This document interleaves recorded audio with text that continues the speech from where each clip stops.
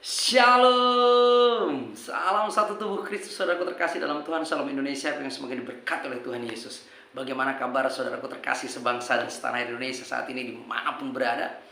Satu pengharapan saya, semuanya dalam kondisi sehat dan aman dalam perlindungan Tuhan, dan semakin mencintai firman Tuhan dan merenungkan firman itu siang dan malam, dan semakin menjadi hamba-hamba Tuhan yang militan untuk terus pergi memberitakan Injil kerajaannya, menyaksikan kuasa kasih Tuhan yang sempurna.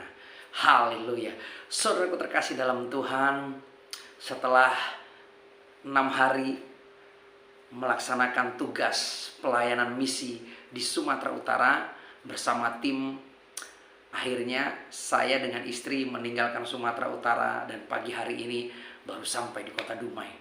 Ada tugas pemberitaan Injil kerajaannya di kota ini, untuk setelah itu akan melanjutkan perjalanan menuju ke kota berikutnya bersama istri terkasih. Oleh karena kasih Tuhan, oleh karena kemurahan Tuhan dan kekuatan daripada Tuhan, serta dukungan, doa, dan dana dari saudaraku terkasih dimanapun berada, maka pemberitaan Injil kerajaannya terus bisa kami laksanakan dengan penuh ucapan syukur, sukacita, dan kuasa yang tak terbatas daripada Yesus Kristus Tuhan. Saudaraku terkasih dalam Tuhan, hari-hari ini saya menemukan tentang satu fenomena yang unik. Banyak orang yang mengaku percaya kepada Tuhan Yesus, tapi tidak memiliki kuasa. Pertanyaannya, apakah orang yang mengaku percaya kepada Tuhan Yesus tidak memiliki kuasa? Tentu jawabannya salah. Karena setiap orang yang sudah percaya dengan Tuhan Yesus, apalagi mereka yang sudah mengalami perjumpaan secara pribadi dengan Tuhan Yesus, maka dia akan menjadi orang percaya yang penuh dengan kuasa dan otoritas dalam hidupnya. Dia akan pergi memberitakan Injil kerajaan. Dia akan mengemban amanat agung dan menyatakan kuasa Tuhan yang tak terbatas itu. Firman Tuhan dalam Injil Markus pasal yang ke-16, ayat yang ke-14 sampai dengan ayat yang ke-20. Menurut TB2 berkata demikian. Akhirnya ia menampakkan diri kepada ke-11 orang itu ketika mereka sedang makan, dan ia mencela ketidakpercayaan dan kekerasan hati mereka, oleh karena mereka tidak percaya kepada orang-orang yang telah melihat dia sesudah kebangkitannya. Ayat 15, lalu ia berkata kepada mereka, pergilah ke seluruh dunia, beritakanlah Injil kepada segala makhluk. 16, siapa yang percaya dan dibaptis akan diselamatkan, tetapi siapa yang tidak percaya akan dihukum. Ayat yang ke-17, tanda-tanda ini akan menyertai orang-orang yang percaya. Mereka akan mengusir setan-setan demi namaku. Mereka akan berbicara dalam bahasa-bahasa yang baru bagi mereka. 18, mereka akan memegang ular, dan sekalipun mereka meminum racun yang mematikan, mereka tidak akan mendapat celaka. Mereka akan meletakkan tangannya atas orang sakit, dan orang itu akan sembuh. 19, sesudah Tuhan Yesus berbicara demikian kepada mereka, terangkatlah ia ke sorga, lalu duduk di sebelah kanan Allah. Ayat yang ke-20, mereka pun pergi memberitakan Injil ke segala penjuru, dan Tuhan turut bekerja dan meneguhkan firman itu dengan tanda-tanda yang menyertainya. Amin. Jadi saudaraku terkasih dalam Tuhan, Tuhan sangat membenci, bahkan mencela kekerasan hati kita di saat kita tidak mau percaya sepenuhnya kepada pribadinya dan firman-Nya. Bahkan Tuhan mencela kekerasan hati mereka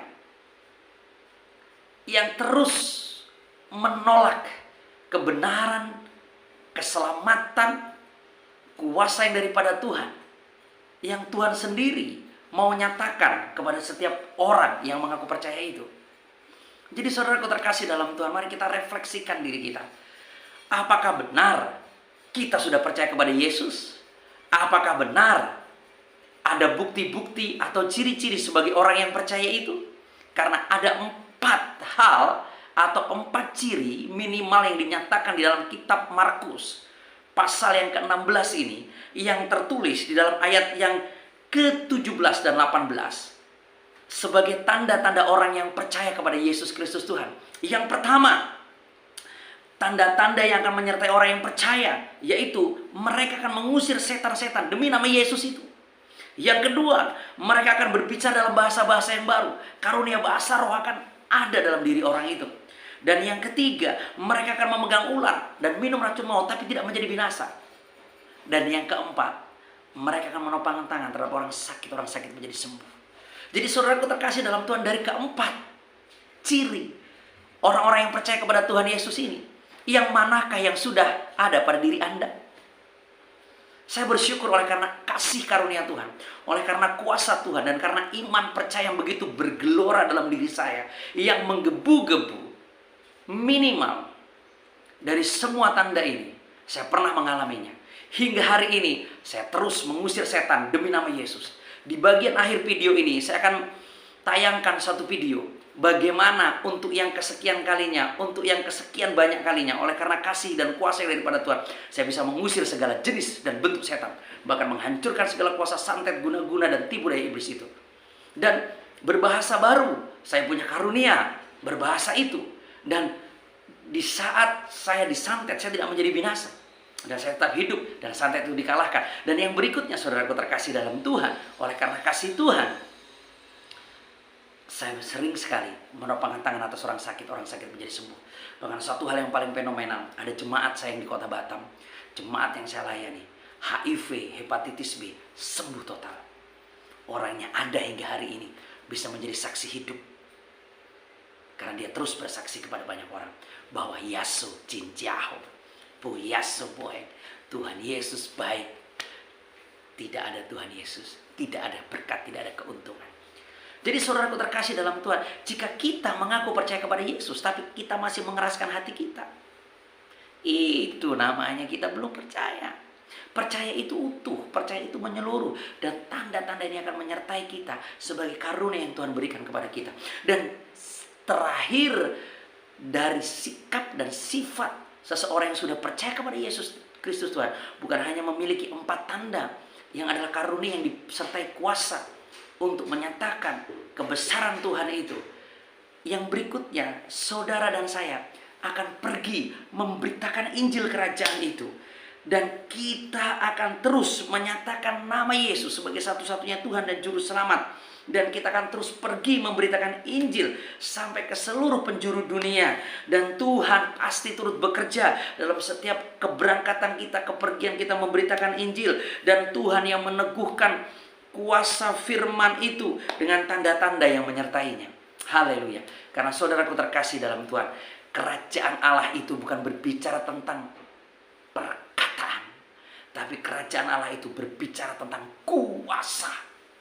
Kuasa untuk apa? Untuk mengusir setan demi nama Yesus, untuk berbicara dalam bahasa-bahasa baru, untuk mengalahkan setiap kuasa iblis, santet, guna-guna, bahkan minum racun maut pun kita tidak binasa, dan untuk menopangkan tangan atas orang sakit dan orang sakit itu menjadi sembuh. Oleh karena anugerah Tuhan, hingga hari ini 14 tahun saya jadi orang Kristen, saya terus pergi memberitakan Injil kerajaan. 6 hari sudah ada di Sumatera Utara, sekarang sedang ada di Provinsi Riau. Kerjakan pemberitaan Injil di provinsi ini. Setelah itu akan kembali ke kota Batam dan mempersiapkan diri untuk berangkat lagi ke pulau-pulau. Karena apa? Ini amanat aku. Kita boleh melakukan semua perintah Tuhan, yang kecil-kecil, yang biasa-biasa, yang hari-hari. Tapi di saat kita lupa akan hukum yang pertama dan terutama, mengasihi Tuhan Allah dengan segenap hati, segenap jiwa, kekuatan akal budi kita, dan mengasihi semua manusia seperti mengasihi diri kita sendiri, maka kita akan gagal. Karena di saat kita mengasihi Tuhan Allah dan kita mengasihi manusia, maka kita akan pergi mengemban amanat agung sebagai bukti kasih kita kepada Bapa dan kasih kita kepada manusia, karena kita rindu menyelamatkan mereka semua. Jadi saudaraku terkasih dalam Tuhan, dimanapun saat ini Anda berada, berhenti mengaku percaya saja, tapi mari kita pergi memberitakan Injil kerajaannya.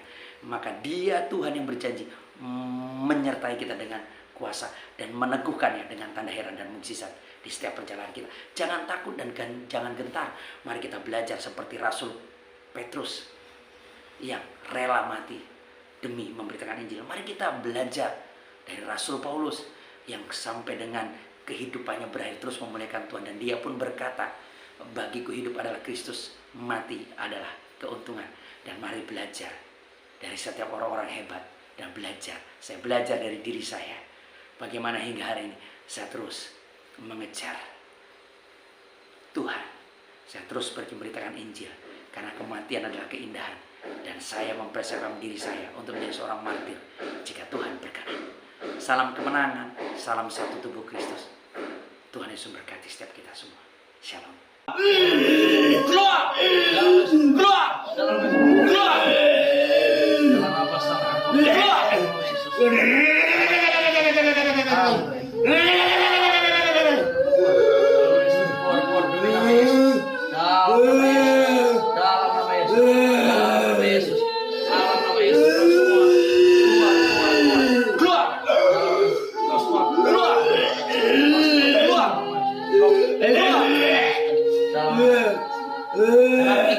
Setiap kuasa mantra, setiap kuasa roh kegelapan, setiap kuasa perjanjian, roh perdukunan, apapun nama bentuknya aku ikat terus. Aku ikat yang nama satakan nama setekikin.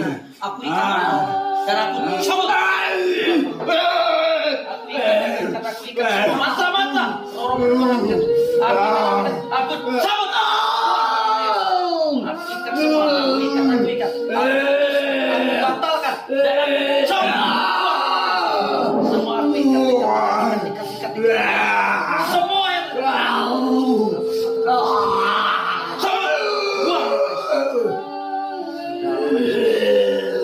berkati pada dalam nama Yesus, dalam nama Yesus, dalam nama Yesus, dalam nama Yesus, dalam nama Yesus. Setiap ikatan mengikat dan memperbudak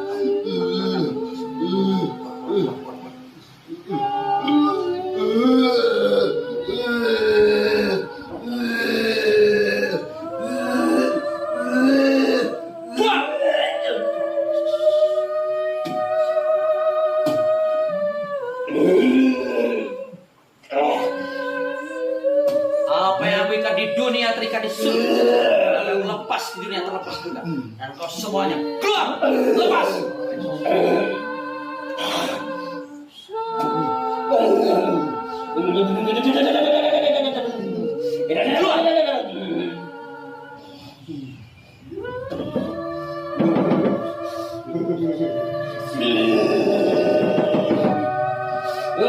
Yang kuk yang telah dibuat atas dan dibuat tadi.